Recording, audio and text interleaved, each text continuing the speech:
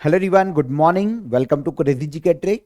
मेरा नाम है पंकज वैष्णव और आज के सेशन में हमारे डेली करंट अफेयर की सीरीज को आगे बढ़ाते हुए हम डिस्कस करेंगे 24 अक्टूबर के सभी इंपॉर्टेंट करंट अफेयर को। एक एक फैक्ट, एक एक क्वेश्चन को आराम से सुनिए, रिलैक्स होकर पूरे सेशन को देखिएगा। बहुत ही इंटरेस्टिंग सेशन है और इसकी पीडीएफ आपको मिल जाएगी crazy G K trick application पर, तो चेकआउट कीजिएगा।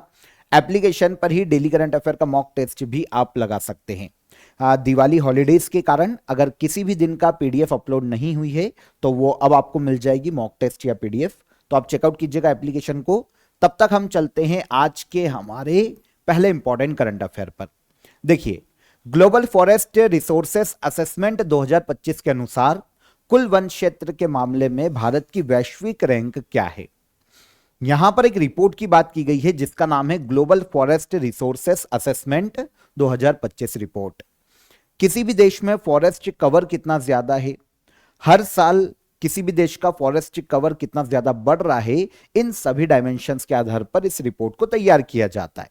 देश की पॉलिसीज कितनी अच्छी है, देश कितना के लोग कितने ज्यादा अवेयर हैं और कितना ज्यादा फॉरेस्ट कवर बढ़ता जा रहा है, तो इन सभी डायमेंशंस के आधार पर अलग अलग कैटेगरीज में रैंक किया जाता है। लेकिन यहां पर global forest resources assessment 2025 report की हम बात करें तो इंडिया को ऑल ओवर 9th रैंक पर रखा गया है। इस रिपोर्ट में मेनली इस बात की चर्चा की जाती है कि किसी भी देश में फॉरेस्ट कवर कितना ज्यादा है। तो फॉरेस्ट एरिया के मामले में हम पूरे वर्ल्ड में 9th प्लेस पर आते हैं इस रिपोर्ट के अनुसार। अब बात आती है कि रिपोर्ट कौन जारी करता है। तो एक इंटरनेशनल ऑर्गेनाइजेशन है, फूड एंड एग्रीकल्चर ऑर्गेनाइजेशन। पूरे वर्ल्ड में फूड सिक्योरिटी के लिए, इसके अलावा हंगर को खत्म करने के लिए, कुपोषण को खत्म करने के लिए यह संस्था इंटरनेशनली काम करती है। इसके द्वारा global forest resources assessment 2025 report को हाल ही में जारी किया गया। दुनिया के फॉरेस्ट एरिया और फॉरेस्ट रिसोर्सेस के बारे में यह रिपोर्ट एनालिसिस करती है। अब फॉरेस्ट एरिया के मामले में इंडिया को रैंक दी गई है इस साल 9th, और लास्ट ईयर जब ये इंडेक्स आया था ना, तब इंडिया को 10th रैंक पर रखा गया था। मतलब इंडिया की एक रैंक की यहां पर सुधार हुई है इस इंडेक्स में। इस इंडेक्स के अकॉर्डिंग भारत का अगर हम टोटल फॉरेस्ट एरिया देखें, टोटल भौगोलिक क्षेत्र में से, तो ये 72.7 मिलियन हेक्टेयर हमारे पास वर्तमान में फॉरेस्ट एरिया है। ओके, और अगर एनुअल फॉरेस्ट एरिया गेन के मामले में देखें कि हर साल फॉरेस्ट जो एरिया गेन है वो कितना बढ़ रहा है, मतलब फॉरेस्ट एरिया कितना बढ़ रहा है, तो उसमें इंडिया को 3rd रैंक पर रखा गया है। समझ में आया? मतलब एक साल में फॉरेस्ट में जितनी भी वृद्धि हुई होगी पूरे वर्ल्ड के देशों में, तो इंडिया को 3रे नंबर पर रखा गया है इस रैंक में। लेकिन फॉरेस्ट एरिया की बात करें तो हमारी रैंक क्या हो जाती है, 9th रैंक हो जाती है। डन, इजी था। देखिए, अगर टॉप कंट्रीज की बात करें जहां पर सबसे ज्यादा फॉरेस्ट कवर है, फॉरेस्ट एरिया है, तो रशिया आता है पहले नंबर पर। 832.6 मिलियन हेक्टेयर फॉरेस्ट एरिया देखने को मिलता है। सेकंड पर ब्राजील, थर्ड पर कनाडा और 4th पर आता है यूएसए। इंडिया की रैंक है 9th। Global forest resources assessment report, यह इंटरनेशनल रिपोर्ट है, 5 साल में जारी की जाती है। इंपॉर्टेंट इसलिए भी है क्योंकि ये 5 साल में एक बार आती है और जारी करने वाली संस्था भी पूछी जा सकती है, तो फूड एंड एग्रीकल्चर ऑर्गेनाइजेशन, ये 1948 से इस रिपोर्ट को जारी कर रहा है। ओके, अब यहां पर food and agriculture organization united nation की एक संस्था है। मैंने आपको बता दिया है करती क्या है ना, दुनिया में हंगर को खत्म करना या फूड सिक्योरिटी को बढ़ाना इस संस्था का काम है। 16 अक्टूबर 1945 को इसकी स्थापना की गई थी। यूनाइटेड नेशन का गठन भी 1945 में हुआ था। इटली के रोम में इसका हेडक्वार्टर है। 195 मेंबर कंट्रीज इसके मेंबर है और क्यू डोंग्यू, जो कि चाइना से आते हैं, डायरेक्टर जनरल है फूड एंड एग्रीकल्चर ऑर्गेनाइजेशन के। तो इसके द्वारा जारी की गई global forest resources assessment report 2025, India को फॉरेस्ट एरिया के मामले में इस रिपोर्ट में 9th रैंक पर रखा गया। और लास्ट ईयर हमारी रैंक क्या थी, 10th, है ना। एक रैंक की हमारी सुधार हुई है 2025 के इस इंडेक्स में। सेकंड क्वेश्चन पर आएंगे। बोलीविया के नए प्रेसिडेंट कौन बने हैं? बोलीविया का नाम सुना होगा, है ना। बोलीविया एक दक्षिण अमेरिकी देश है, दक्षिण अमेरिका महाद्वीप में देखने को मिलता है। हाल ही में इसके नए प्रेसिडेंट रॉड्रिगो पाज अपॉइंट किए गए हैं। रॉड्रिगो पाज ने बोलीविया के नए प्रेसिडेंट का जो चुनाव हुआ था, यहां पर प्रेसिडेंशियल इलेक्शन हुए थे बोलीविया में, तो यहां पर रॉड्रिगो पाज की जो पार्टी थी उन्होंने 54.6% वोट हासिल किए और अब रॉड्रिगो पाज बोलीविया के नए प्रेसिडेंट बनेंगे। अभी केवल चुनाव जीते हैं, अब ये रिप्लेस करेंगे लुइस आरसी को, जो अभी तक प्रेसिडेंट का पद होल्ड कर रहे हैं। तो क्योंकि अभी तक तो ये कंटिन्यू कर रहे थे, लेकिन प्रेसिडेंशियल इलेक्शन में रॉड्रिगो पास जीते हैं, तो अब ये अपने पद की शपथ लेंगे और रिप्लेस करेंगे लुइस आरसी को बोलीविया के प्रेसिडेंट के पद पर। ठीक है, बोलीविया जैसा कि आप यहां पर मैप पर देखिए, आपको अच्छा समझ में आएगा, ये दक्षिण अमेरिका महाद्वीप है ना। यहां पर आपको एक देश देखने को मिलेगा बोलीविया। अगर इसकी बाउंड्री देखें कि किस किस देश से बोलीविया अपनी बाउंड्री शेयर करता है, तो इसके पूर्व में और उत्तर पूर्व में ये अपनी बाउंड्री शेयर करता है ब्राजील से। दक्षिण पूर्व में आते हैं तो पराग्वे इससे अपनी बाउंड्री शेयर करता है। दक्षिण में आएंगे तो अर्जेंटीना से अपनी बाउंड्री शेयर करता है। इसके दक्षिण पश्चिम में चलेंगे तो ये चिली है, और इसके उत्तर पश्चिम में आएंगे तो ये है पेरू। तो पेरू, ब्राजील, पराग्वे, अर्जेंटीना और चिली, ये ऐसे देश हैं जो कि बोलीविया से अपनी बाउंड्री शेयर करते, बॉर्डर शेयर करते। बोलीविया और पेरू की बाउंड्री पर ये एक झील बहुत फेमस है जिसका नाम है टिटिकाका झील। तो यहां से भी क्वेश्चन आता है, कभी कभी ऐसा भी पूछा जाता है कि टिटिकाका झील किस महाद्वीप में, तो ये दक्षिण अमेरिका महाद्वीप में किन दो देशों की सीमा पर, तो पेरू और बोलीविया की बाउंड्री पर। ठीक है, तो साउथ अमेरिका की एक लैंड लॉक्ड कंट्री है बोलीविया। इसकी कैपिटल लापाज है वैसे, लेकिन ये एडमिनिस्ट्रेटिव कैपिटल है जहां से एडमिनिस्ट्रेशन चलता है, और एक सुक्रे नाम का शहर है जो कि इसकी constitutional capital. Normally administrative capital ही सुर्खियों में रहती है, तो ये है La Paz. Under 20 FIFA world cup final किसने जीता है? फीफा के द्वारा अंडर 20 फीफा वर्ल्ड कप का आयोजन किया जाता है ना। अंडर 20 एज के जो फुटबॉलर होते हैं वो यहां पर पार्टिसिपेट करते हैं और फीफा ही इसको कंडक्ट कराता है। हाल ही में अंडर 20 फीफा वर्ल्ड कप का खिताब जीता है मोरक्को ने। मोरक्को दक्षिण अफ्रीका महाद्वीप का एक देश है। अफ्रीका महाद्वीप के उत्तर पश्चिम में एक देश देखने को मिलता है मोरक्को। आपको पता है मोहम्मद बिन तुगलक के शासनकाल में इब्न बतूता भारत आया था, मोरक्को निवासी इब्न बतूता, है ना। तो वो इतिहास की बात है।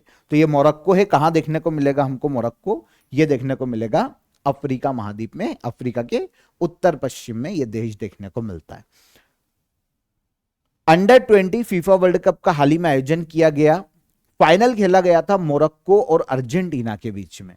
यहां पर फाइनल में मोरक्को ने अर्जेंटीना को हराया। मोरक्को हो जाता है विनर और अर्जेंटीना हो जाता है रनर अप।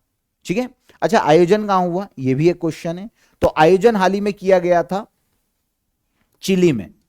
चिली दक्षिण अमेरिका महाद्वीप का देश है, अभी हमने इसकी बात की थी। चिली ने इसको होस्ट किया 2025 में। 27 सितंबर को ये शुरू हुआ था, लास्ट ईयर अक्टूबर तक खेला गया। 24 टीमों ने यहां पर पार्टिसिपेट किया। मोरक्को चैंपियन रहा, रनर अप रहा अर्जेंटीना, और थर्ड प्लेस पर यहां पर रहा है कोलंबिया।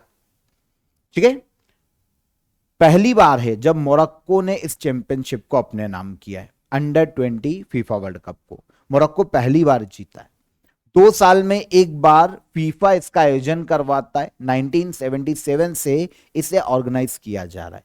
2 साल में एक बार आयोजित किया जाता है। 2025 में मोरक्को जीता है, लेकिन जो रनर अप टीम है ना अर्जेंटीना, वो सबसे ज्यादा बार 6 बार फीफा अंडर 20 वर्ल्ड कप का खिताब जीत चुकी है, सबसे ज्यादा। और 2025 में अर्जेंटीना ही रनर अप रही।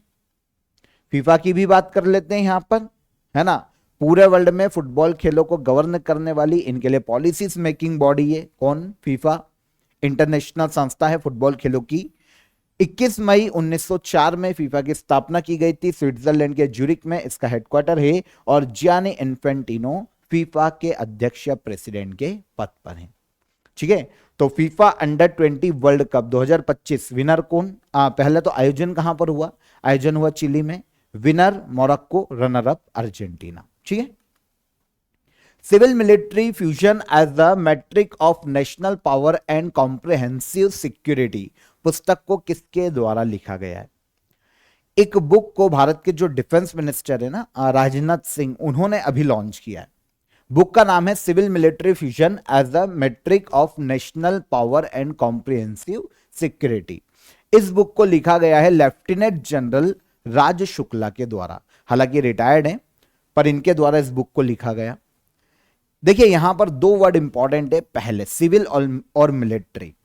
तो लेफ्टिनेंट जनरल राज शुक्ला ने जब इस बुक को लिखा ना, तो इन्होंने बताया है कि इंडिया में अगर सिविल जो संस्थाएं हैं, जो ऑर्गेनाइजेशन है, और जो मिलिट्री हमारी जो जितनी भी जो हमारी आर्म्ड फोर्स है, जो अर्धसैनिक बल है, अगर वो मिलकर काम करें ना, तो हम नेशनल पावर को बहुत ज्यादा बूस्ट कर सकते हैं, और इनको मिलकर काम करने से हम नेशनल सिक्योरिटी को भी बहुत ज्यादा स्ट्रांग कर सकते हैं। तो इन सभी मुद्दों पर बेस्ड एक बुक को हाल ही में लॉन्च किया गया भारत के डिफेंस मिनिस्टर राजनाथ सिंह के द्वारा। इस बुक को लिखने का श्रेय किसको दिया जाता है? लेफ्टिनेंट जनरल राज शुक्ला को, रिटायर्ड। नाम क्या है बुक का? Civil military fusion as the matric of national power and comprehensive security. हाल ही में इस बुक को लॉन्च किया गया। अब लिखने वाले लेफ्टिनेंट जनरल राज शुक्ला की भी बात कर ले। इंडियन आर्मी के रिटायर्ड जनरल हैं, है ना। यूनियन पब्लिक सर्विस कमीशन के मेंबर के रूप में भी इन्होंने काम किया है, और सेना में काफी सारे इन्होंने पदक जीते हैं, जैसे परम विशिष्ट सेवा मेडल, युद्ध सेवा मेडल, या फिर सेना मेडल। ये सारे के सारे लेफ्टिनेंट जनरल राज शुक्ला को दिए जा चुके हैं। अब रिटायर हो चुके हैं, और इनकी बुक को हाल ही में लॉन्च किया गया। आगे चलिए। 2025 एशियाई युवा खेलों का आयोजन कहां किया जा रहा है? एशिया में एशियन गेम्स के बाद ये सबसे बड़े गेम्स हैं, एशियाई युवा गेम्स या Asian youth games. Asian games के बाद सबसे बड़े दूसरे गेम्स माने जाते हैं। एशिया के जो देश हैं, उनके जो एथलीट है, वो यहां पर पार्टिसिपेट करते हैं। 2025 में एशियाई युवा खेलों का आयोजन किया जाएगा बहरीन में। कहां किया जा रहा है? बहरीन में। बहरीन मिडिल ईस्ट कंट्री है, मिडिल ईस्ट की एक कंट्री है एशिया महाद्वीप की। तो बहरीन में 2025 एशियन यूथ गेम्स का आयोजन किया जा रहा है। ठीक है, आयोजन 22 तारीख को यह शुरू हो चुका है, और 31 अक्टूबर तक बहरीन में किया जाएगा। वैसे ये 4 साल में एक बार किया जाता है, और इस बार 2025 में यह 3rd एडिशन आयोजित किया जा रहा है। अब इंटरेस्टिंग ये है कि ये होता तो वैसे 4 साल में, लेकिन इसके पहले ये 2013 में आयोजित किया गया था। काफी समय से नहीं आयोजित किया गया, और शुरुआत इसकी 2009 में की गई है। 2009 में पहला एडिशन हो गया, सेकेंड एडिशन 2013 में हो गया था। अब काफी समय से बंद था, और अब 3rd एडिशन आयोजित किया जा रहा है इसका बहरीन में। Asian youth games 2025। 8000 से ज्यादा एथलीट्स और 272 से ज्यादा इवेंट्स यहां पर आयोजित किए जाएंगे। 272 से ज्यादा इवेंट्स में 8000 से ज्यादा एथलीट यहां पर पार्टिसिपेट करेंगे, है ना। 4 साल में एक बार होता है, ये मैं आपको बता ही चुका हूं कि एशियन गेम्स के बाद दूसरा सबसे बड़ा इवेंट है एशिया में। ओलंपिक काउंसिल ऑफ एशिया इसका आयोजन करवाता है। फर्स्ट इवेंट 2009 में हुआ था सिंगापुर में, और फिर 2013, और अब 2025। ओलंपिक काउंसिल ऑफ एशिया क्योंकि गवर्न करने वाली बॉडी है, तो ये एशिया में स्पोर्ट्स की गवर्निंग बॉडी है ना। एशियन गेम्स के बाद जो दूसरे सबसे बड़े गेम्स है एशियन यूथ गेम्स, इनका आयोजन कराने का श्रेय इसी संस्था को दिया जाता है। इसकी स्थापना 1982 में की गई थी। कुवैत सिटी में इसका हेडक्वार्टर है, और 45 नेशनल ओलंपिक कमेटी, अलग अलग देशों की इसकी मेंबर संस्था है। और रणधीर सिंह वर्तमान में ओलंपिक काउंसिल ऑफ एशिया या एशिया ओलंपिक काउंसिल के अध्यक्ष के पद पर हैं। रणधीर सिंह ये इंडिया से आते हैं। डन हो जाता है। आप सभी को बता देता हूं कि दिवाली की सेल आपके लिए कंटिन्यू है। ठीक है, आज लास्ट डे है आपकी दिवाली की सेल का, तो एक बार चेकआउट कीजिएगा एप्लीकेशन को। सभी कोर्सेस आपको अप टू 90% तक ऑफ में मिल जाएंगे क्रेजी जीके ट्रिक और रूट एप्लीकेशन पर। तो दोनों एप्लीकेशन की लिंक डिस्क्रिप्शन में है, आप चेकआउट कीजिए। इसके अलावा ऑल सब्जेक्ट फाउंडेशन कोर्स को आप यहां पर ज्वाइन कर सकते हैं।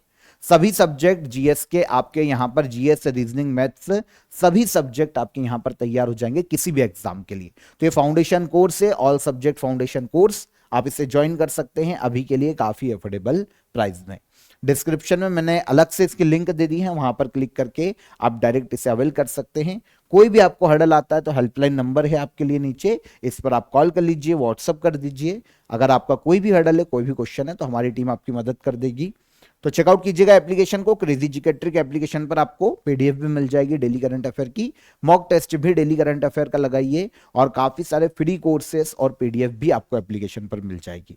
तो चेकआउट जरूर कीजिएगा। तब तक हम चलते हैं अगले क्वेश्चन पर। अगला इंपॉर्टेंट क्वेश्चन देखेंगे, संयुक्त राष्ट्र दिवस हर साल कब मनाया जाता है? यूनाइटेड नेशन डे की यहां पर बात की जा रही है। देखिए, यूनाइटेड नेशन का नाम आप सभी ने सुना होगा, है ना। संयुक्त यूनाइटेड नेशन नॉर्मली क्या होता है कि जब सेकेंड वर्ल्ड वॉर हुआ था, 1939 में शुरू हुआ, 1945 में सेकेंड वर्ल्ड वॉर खत्म हो जाता है। 1945 में हिरोशिमा और नागासाकी पर 2 परमाणु बम गिराता है। कौन? अमेरिका, है ना। लिटिल बॉय और फैटमैन, ये 2 न्यूक्लियर बम गिराए जाते हैं। हिरोशिमा पर 6 अगस्त को और नागासाकी पर 9 अगस्त को। हिरोशिमा पर लिटिल बॉय गिराया जाता है और 9 अगस्त को नागासाकी पर फैटमैन नाम का न्यूक्लियर बम गिराया जाता है। उसके बाद जापान आत्मसमर्पण कर देता है, दूसरा वर्ल्ड वॉर खत्म होता है वहां से। लेकिन पूरे वर्ल्ड को ये रियलाइज होता है कि पूरा जो वर्ल्ड है ना, वो एक बारूद के ढेर पर आके बैठा है ना। पूरा वर्ल्ड एक ऐसी जगह पर आ गया है जहां से किसी भी देश की एक गलती, कोई भी ऐसा थोड़ा सा सन की अगर कोई शासक आ जाता है, कोई तानाशाह आ जाता है ना, ऐसे देश का शासक बन जाता है जिसके पास न्यूक्लियर पावर है, तो ऐसे केस में पूरा वर्ल्ड खत्म हो जाएगा। पूरे वर्ल्ड पर संकट है, यहां से मानवता का अस्तित्व संकट में आ जाएगा। तो पूरे एक ऐसी संस्था की जरूरत को महसूस किया गया है जो कि पूरे वर्ल्ड को कंट्रोल करे और पूरे वर्ल्ड के देश उसकी बात मानने के लिए बाध्य हो। तब विचार आता है पहली बार यूनाइटेड नेशन का। यूनाइटेड नेशन का आगे चलकर इसके लिए एक सम्मेलन का आयोजन किया जाता है 1944 में, ब्रेटन वुड्स सम्मेलन। यहां से विश्व बैंक और आईएमएफ की भी नींव पड़ती हुई दिखाई देती है। और फाइनली 1945 में 24 अक्टूबर को गठन किया जाता है यूनाइटेड नेशन का, संयुक्त राष्ट्र का। वर्ल्ड के लगभग सभी देश वर्तमान में यूनाइटेड नेशन के सदस्य हैं, बड़े जितने भी हैं लगभग सभी इसके मेंबर हैं। 24 अक्टूबर 1945 को यूनाइटेड नेशन डे के रूप में मनाया जाता है पूरे वर्ल्ड में। ठीक है, तो समझ में आ गया कि इसका गठन क्यों किया गया था। 2025 में यूनाइटेड नेशन का 80वां स्थापना दिवस मनाया जा रहा है आज के दिन। 80वां फाउंडेशन डे है यूनाइटेड नेशन का, 1945 में इसका गठन किया गया। हालांकि ये जो डे है ना, ये 2 साल बाद गठन के 1947 में शुरू हुआ था। 1947 में यूनाइटेड नेशन जनरल असेंबली ने 24 अक्टूबर को यूनाइटेड नेशन डे मनाया जाना शुरू किया। यूनाइटेड नेशन के नॉर्मली 6 अंग देखने को मिलते हैं। पूरे वर्ल्ड में पीस और सिक्योरिटी के लिए काम करता है यूनाइटेड नेशन, वर्ल्ड के बीच में कोऑर्डिनेशन के लिए काम करता है। न्यूयॉर्क में इसका हेडक्वार्टर है। स्थापना पता चल गई। 193 मेंबर कंट्रीज है और 2 ऑब्जर्वर स्टेट के रूप में छोटे देश देखने को मिलते हैं। इसके सेक्रेटरी जनरल के पद पर एंटोनियो गुतरेस वर्तमान में इस पद को संभाल रहे हैं। यूनाइटेड नेशन के 6 ऑर्गन जिसकी हमने बात की है, 6 ऑर्गन में से ट्रस्टीशिप काउंसिल अब ये बंद हो चुका है, काम नहीं कर रहा है। ये 1 नवंबर 1994 में इसको बंद कर दिया गया था। बाकी अगर हम 6 ऑर्गन की बात करते हैं कि कौन कौन से हैं, तो जनरल असेंबली है ना, यूनाइटेड नेशन की असेंबली है, मेंबर्स के जहां पर सभी मेंबर्स मिलते हैं, बैठक करते हैं और डिसीजन लेते हैं, तो ये यूनाइटेड नेशन जनरल असेंबली। एक होता है यूनाइटेड नेशन सिक्योरिटी काउंसिल। इसका उद्देश्य पूरे वर्ल्ड में पीस स्थापित करना, सिक्योरिटी स्थापित करना। ये 2 संस्था हो गई। एक होती है the economic and social council. इसका काम क्या है, जितने भी मेंबर कंट्रीज है उनमें इकोनॉमिक डेवलपमेंट करना, डेवलपमेंट के लिए, एजुकेशन के लिए, हेल्थ के लिए काम करना और इस पर फाइनेंशियली या फिजिकली कैसे भी सहयोग करना, इकोनॉमिक एंड सोशल काउंसिल का मुख्य उद्देश्य। यह हो गया तीसरा ऑर्गन। चौथा है ट्रस्टीशिप काउंसिल। मैंने आपको बताया 1994 में बंद हो चुका था। फिर the international court of justice, पूरे वर्ल्ड में वर्ल्ड के देशों के बीच में जो विवाद है उनको खत्म करने के लिए एक इंटरनेशनल कोर्ट की तरह काम करता है। विवाद, जो देशों के मध्य में विवाद है उनको सुलझाने के लिए काम करता है आपसी सहमति से। एक होता है सचिवालय। सचिवालय की बात करें तो एडमिनिस्ट्रेटिव सेंटर है जहां पर यूनाइटेड नेशन के रोज के काम किए जाते हैं, रोज के जो डिसीजन है वो लिए जाते हैं, देखरेख की जाती है यूनाइटेड नेशन की। तो ये होता है यूनाइटेड नेशन का सचिवालय। तो इस तरीके से ये 6 ऑर्गन यूनाइटेड नेशन के देखने को मिलते हैं। स्थापना से हमारा क्वेश्चन था 24 अक्टूबर को यूनाइटेड नेशन की स्थापना की गई थी 1945 में। वैसे 24 अक्टूबर को एक और डे सेलिब्रेट किया जाता है, वर्ल्ड डेवलपमेंट इंफॉर्मेशन डे। यह भी मनाया जाता है कब? 24 अक्टूबर को, यूनाइटेड नेशन डे के साथ में। आगे आइए, निंगोल चक्कोबा त्योहार किस समुदाय के द्वारा या कम्युनिटी के द्वारा मनाया जाता है? पूर्वोत्तर भारत में निंगोल चक्कोबा त्योहार मनाया जाता है। स्पेशली मणिपुर की एक कम्युनिटी है, मैतेई कम्युनिटी। अब मैतेई कम्युनिटी मणिपुर के बाहर भी देखने को मिलती है, तो जहां जहां पर मैतेई कम्युनिटी देखने को मिलेगी वहां पर उनके द्वारा सेलिब्रेट किया जाता है निंगोल चक्कोबा फेस्टिवल। ये जो विवाहित महिलाएं होती है ना, उनका और उनके पिता के घर, उनके बीच में पारस्परिक सहयोग और पारस्परिक प्यार वाले रिश्ते को आगे बढ़ाने के लिए एक त्योहार के रूप में सेलिब्रेट किया जाता है। जो नवविवाहित महिलाएं होती है ना, इस दिन क्या होता है कि वो कपड़े या फिर मिठाई और दूसरी चीजें खरीदकर अपने पिता के यहाँ जाती है, और पिता अपनी नवविवाहित जो बेटी है उनके लिए भोज का आयोजन करता है, और इस तरीके से इस त्योहार को सेलिब्रेट किया जाता है मैतेई कम्युनिटी में, है ना। तो आपसी तालमेल और प्यार के लिए, माँ और बेटी के आपसी तालमेल और प्यार के लिए मैतेई कम्युनिटी इस त्योहार को मनाई जाती है। नाम क्या है? निंगोल चक्कोबा फेस्टिवल। तो मैतेई कम्युनिटी में स्पेशली मणिपुर में मनाया जाने वाला फेस्टिवल है। 2025 में यह अभी 23 अक्टूबर को कल के दिन मनाया गया है। मणिपुर में स्पेशली मनाते हैं क्योंकि जो मैतेई हैं वो स्पेशली मणिपुर की कम्युनिटी है, लेकिन इसके अलावा असम, त्रिपुरा, नागालैंड, मेघालय, मिजोरम, बांग्लादेश और म्यांमार के कुछ हिस्सों में जो मैतेई और उनसे रिलेटेड जो उपजातियां हमको देखने को मिलती है वो सारी की सारी से मनाती है, लेकिन स्पेशली मणिपुर में मैतेई का निवास है, तो मणिपुर की मैतेई कम्युनिटी इसे सेलिब्रेट करती है। त्योहार क्या है ये मैंने आपको समझा दिया है। ये मणिपुरी कैलेंडर के ह्यांगई महीने के दूसरे चंद्र दिवस को मनाया जाता है। यह दिवाली के 2 दिन बाद आता है, तो यह अक्टूबर मंथ या नवंबर मंथ में आता है हर साल। अभी यह 23 अक्टूबर को मनाया गया। किस देश में 30 दिन का आपातकाल घोषित किया गया है? 30 दिन की नेशनल इमरजेंसी डिक्लेयर की गई है दक्षिण अमेरिकी देश जिसका नाम है पेरू। दक्षिण अमेरिकी देश पेरू ने क्या किया कि अपने यहां पर 30 दिन की नेशनल इमरजेंसी को लागू किया है। पेरू के अंतरिम प्रेसिडेंट के पद पर हैं अभी, जिनका नाम है जॉस जेरी। कुछ समय पहले देखिए, पेरू में क्या है ना कि इंटरनल वायलेंस बहुत ज्यादा है, यहां पर अराजकता का बहुत ज्यादा माहौल है। दक्षिण अमेरिकी देश है, अराजकता का बहुत ज्यादा माहौल है। यहां पर पब्लिक प्लेसेस पर ही किसी को भी हत्या कर दी जा रही है, वायलेंस बहुत ज्यादा है, नागरिकों के मध्य में असंतोष बहुत ज्यादा है, आपसी विद्रोह बहुत ज्यादा है। तो इस कारण पूरे देश में वायलेंस हर जगह पर देखने को मिल रहा है। वो जो वायलेंस की एक्टिविटी है वो सबसे ज्यादा बढ़ती हुई दिखाई दे रही है पूरे पेरू में। इसीलिए कुछ समय पहले ही पेरू की जो पुरानी गवर्नमेंट थी वो गिर गई थी, और पेरू के अंतरिम प्रेसिडेंट के रूप में जॉस जेरी को अपॉइंट किया गया था। अब जॉस जेरी ने डिसीजन लिया है कि अगर इस वायलेंस को खत्म करना है पूरे देश में, तो इसके लिए इन्होंने 30 दिन के नेशनल इमरजेंसी लगाई है। और आप सभी को पता है नेशनल इमरजेंसी में लोगों के फंडामेंटल राइट जो होते हैं वो खत्म हो जाते हैं, है ना। लोगों की जो स्वतंत्रता है वो खत्म हो जाती है, सोशल मीडिया पर बैन लग जाता है, और उसके बाद गवर्नमेंट दमन नीति अपनाकर इन सबको कंट्रोल करेगी। ठीक है, ऐसा विचार है इनका। अब वो कर पाए या ना कर पाए वो तो वक्त के साथ देखा जाएगा, पर अभी के लिए जॉस जेरी जो कि प्रेसिडेंट है पेरू के, इन्होंने अपने देश में 30 दिन की नेशनल इमरजेंसी लगाई है अपना कॉन्स्टिट्यूशनल राइट का यूज करके। ठीक है, जो भी कॉन्स्टिट्यूशन में वहां पर लिखा हो तो उसके अकॉर्डिंग इन्होंने नेशनल इमरजेंसी लगाई है, क्योंकि पिछली सरकार वायलेंस को नहीं रोक पाई थी और इसके कारण ही वो गवर्नमेंट गिर गई थी। अब इंतरिम प्रेसिडेंट जॉस जेरी ने पेरू में 30 दिन की नेशनल इमरजेंसी लगाई है। पेरू यहां पर, अभी हमने बोलीविया देखा था, पेरू भी हमको देखने को मिला था। दक्षिण अमेरिकी देश है। अगर हम पेरू की बॉर्डर देखते हैं तो पेरू पश्चिम में पैसिफिक ओशियन से टच होता है, पैसिफिक ओशियन से इसका पूरा एक तटीय क्षेत्र देखने को मिलता है पेरू का।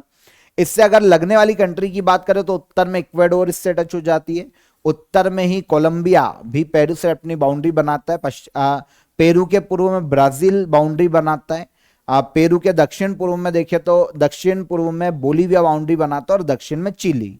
तो चिली, बोलीविया, ब्राजील, कोलंबिया और इक्वेडोर, ये सभी अपनी बॉर्डर शेयर करते हैं 5 देश पेरू के साथ, और इसकी पश्चिमी सीमा पैसिफिक ओशन से टच होती है। पेरू की कैपिटल है लीमा। जॉस जेरी इसके अंतरिम प्रेसिडेंट के पद पर हैं। 30 दिन की नेशनल इमरजेंसी पेरू ने डिक्लेयर की है। आगे आइए, हाल ही में एकनाथ वसंत चिटनिस का निधन हो गया। ये किस क्षेत्र से संबंधित थे? एकनाथ वसंत चिटनिस बहुत ही famous space scientist, space science के क्षेत्र से संबंधित। 100 साल की उम्र में इनका हाल ही में निधन हो गया है, एकनाथ वसंत चिटनिस का। तो इंडिया के स्पेस साइंटिस्ट थे, 100 वर्ष की आयु में इनका निधन हो गया। मूल रूप से ये भारत के महाराष्ट्र से आते हैं। काफी सारी उपलब्धियां रही है स्पेस साइंस के क्षेत्र में वसंत चिटनिस की। जैसे देखिए, विक्रम साराभाई के साथ मिलकर ही इन्होंने भारत का पहला लॉन्च पैड खोजा था। इसके अलावा इसरो के निर्माण में भी इनका इंपॉर्टेंट रोल है। स्पेस एप्लीकेशन सेंटर के डायरेक्टर के रूप में इन्होंने काम किया है। प्रेस ट्रस्ट ऑफ इंडिया के चेयरमैन रह चुके हैं। तो अलग अलग पदों को संभाला है स्पेस साइंटिस्ट, जिनका नाम है एकनाथ वसंत चिटनिस। इनका हाल ही में निधन हो गया 100 वर्ष की आयु में। इन्हें 1985 में देश के लिए इनका जो योगदान है स्पेस साइंस के क्षेत्र में, उसके लिए पद्म भूषण से सम्मानित किया जा चुका है। तो 1985 में पद्म भूषण दिया गया था एकनाथ वसंत चिटनिस को। 100 वर्ष की आयु में इनका निधन हो गया। स्पेस साइंटिस्ट जो कि महाराष्ट्र राज्य से आते हैं। लास्ट क्वेश्चन, भारत और जापान के बीच आयोजित जापान इंडिया मैरीटाइम एक्सरसाइज 2025 का आयोजन कहां किया गया है? इंडिया और जापान के बीच में जापान इंडिया मैरीटाइम एक्सरसाइज का आयोजन 2025 में किया गया जापान के योकोसुका नाम के शहर में।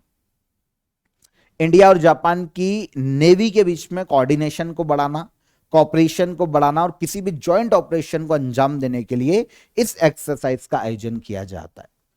ठीक है, तो इसे शॉर्ट में कहा जाता है जिमेक्स, जॉइंट मिलिट्री एक्सरसाइज से जापान और इंडिया के मध्य में मैरीटाइम एक्सरसाइज। ठीक है, आयोजन कहां पर हुआ? आयोजन है जापान के योकोसुका नाम के शहर में, जिमेक्स। ठीक है, तो दोनों देशों के बीच में ऑपरेशन बढ़ाना, एक्सरसाइज 2 फेज में हुई थी। सी फेज का आयोजन किया गया था और सी फेज के बाद हार्बर फेज का आयोजन किया गया। तो 2 फेज में जापान के शहर योकोसुका के तटीय क्षेत्रों में इसका आयोजन किया गया। दोनों देशों के बीच में यह नेवल एक्सरसाइज 2012 में पहली बार शुरू की गई थी और अब इसका आयोजन जापान के योकोसुका में किया गया। ठीक है, तो यहां पर 24 अक्टूबर के हमारे करंट अफेयर हो जाते हैं। डिटेल में हमने डिस्कस किए सारे करंट अफेयर। अब हम लास्ट डे के करंट अफेयर को रिवाइज कर लेते हैं क्वेश्चन आंसर फॉर्म में। फटाफट हम आंसर देख लेंगे लास्ट डे के करंट अफेयर का। पहला क्वेश्चन था हमारा, 2025 global investment risk and resilience index में भारत की रैंक क्या है? तो क्या रैंक थी? 226 देशों में इंडिया को 155वीं रैंक पर रखा गया था। इसके बाद जापान की पहली महिला प्रधानमंत्री कौन बनी? तो आंसर था हमारा सनाई तकाइची। ये जापान की पहली महिला पीएम बनी है हाल ही में। फिर वर्ष 2025 का पूर्वी एशिया शिखर सम्मेलन कहां आयोजित किया जाएगा? तो मलेशिया के कुआलालंपुरम में इसका आयोजन किया जाएगा 26 से 28 अक्टूबर तक। विश्व बौद्धिक संपदा संगठन के एडवाइजरी बोर्ड ऑफ जजेस का अध्यक्ष किसे नियुक्त किया गया? तो यह है जस्टिस प्रतिभा एम सिंह। कायका सेतु पोर्टल किस राज्य में लॉन्च किया गया? कायका सेतु पोर्टल को लॉन्च किया गया भारत के कर्नाटका राज्य में। रामानुजन जूनियर रिसर्चर्स प्रोग्राम किन देशों के बीच में शुरू किया गया? तो यह शुरू किया गया इंडिया और यूनाइटेड किंगडम के मध्य में। तीरंदाजी वर्ल्ड कप 2025 फाइनल के बाद भारत की मेडल टैली में रैंक क्या है? तो इंडिया की रैंक थी 4। फुटबॉल के क्षेत्र में दिया जाने वाला MLS गोल्डन बूट अवार्ड 2025 किसे दिया गया है? किसने जीता है? तो यह जीता है लियोनेल मेसी, जो कि अर्जेंटीना के फुटबॉलर हैं। फिर बेस्तु वरस किस समुदाय के नए साल के तौर पर मनाया जाता है? तो यह गुजराती कम्युनिटी का न्यू ईयर है बेस्तु वरस। केंद्र द्वारा लॉन्च किए गए कपास क्रांति मिशन का बजट कितना रखा गया है? तो यह रखा गया है 600 करोड़ रुपए। ये सारे करंट अफेयर कल के सेशन के थे हमारे, यहां पर हमने रिवाइज कर लिए। अब हम चलते हैं हमारे क्वेश्चन ऑफ द डे के आंसर पर, आंसर ले लेंगे। भारत शासन ने औपचारिक रूप से मध्य प्रांत की स्थापना किस वर्ष की थी? तो 1861 में मध्य प्रांत की स्थापना की गई थी। राष्ट्रीय अल्पसंख्यक आयोग अधिनियम किस वर्ष अधिनियमित किया गया? तो यह लाया गया था 1992 में। और इसके अलावा सूचना का अधिकार, राइट टू इंफॉर्मेशन एक्ट, इसे लागू किया गया था इंडिया में 2005 में। ठीक है, तो ये तीनों क्वेश्चन के हमारे आंसर। अब आज के question of the day comment में आंसर कीजिएगा। देखिए, भारत में सर्वप्रथम किस राज्य में शून्य आधारित बजट तकनीक को अपनाया गया था? सेकंड, किस व्यक्ति की आत्मकथा का 13 लैंग्वेज में अनुवाद किया गया था? इंटरेस्टिंग। किसने रानी लक्ष्मीबाई के पुत्र को राजगद्दी पर बैठने से मना कर दिया था? तीनों क्वेश्चन के कमेंट में आंसर कीजिएगा। इंटरेस्टिंग क्वेश्चन है, पॉज करके आराम से पढ़ लो, कमेंट जरूर कीजिएगा। कल हम लेंगे, जो बेस्ट कमेंट होगा उसको कल के सेशन में इंक्लूड करेंगे। सेशन कैसा लगा बताइएगा कमेंट में, और इसके अलावा अगर पसंद आया हो तो लाइक और शेयर कर दीजिए, और एप्लीकेशन को चेकआउट जरूर कीजिएगा क्रेजी जीके ट्रिक को। वहां पर आज लास्ट डे है आपकी सेल का, तो वहां पर आप फायदा उठाइए। कल फिर मुलाकात करेंगे नेक्स्ट डे के करंट अफेयर में। तब तक ख्याल रखिएगा अपना। जय हिंद, जय भारत।